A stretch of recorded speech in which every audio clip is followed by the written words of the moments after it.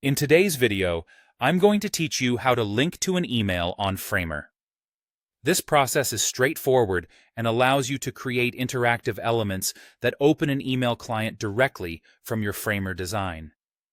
Now, let's dive into the step-by-step process of achieving this using the Mail-to URI. First, you need to identify the element you wish to transform into an email link. This could be anything from a button to a piece of text within your design. Selecting the right element is crucial, as this will be the interactive component triggering the email client. With your element selected, direct your attention to the right side of your Framer workspace.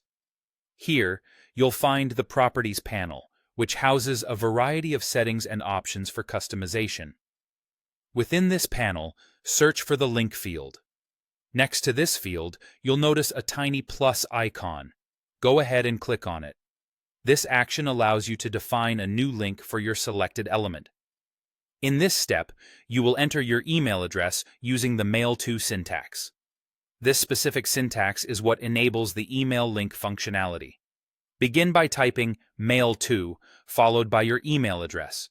For instance, if your email address is your.email@example.com, you would input mail-to your.email@example.com. This setup creates a basic email link that, when clicked, opens the default email client on the user's system with your email address. For added functionality, you can also set up an email with a pre-filled subject or body. This is particularly useful if you want to guide users on the specific content they should send. To do this, you simply extend the original Mail-to link by adding a question mark, followed by subject and your desired subject line. For example, mail-to your.email@example.com, subject hello, will open the email client with hello as the preset subject. You can even populate the body of the email by appending an body followed by your message. A complete example would be mail-to your.email@example.com, subject, hello and body message, which sets both a subject and a body for the email. Once you've crafted your Mail-to link, the final step is to press enter.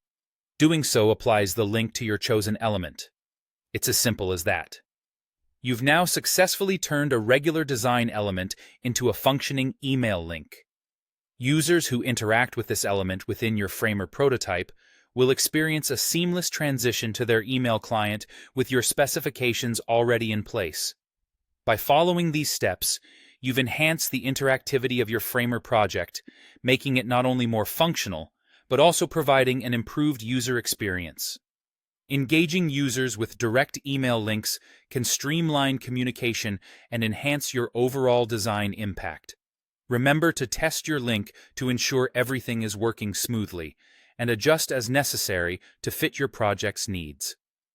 Thank you for watching, and good luck with your designs.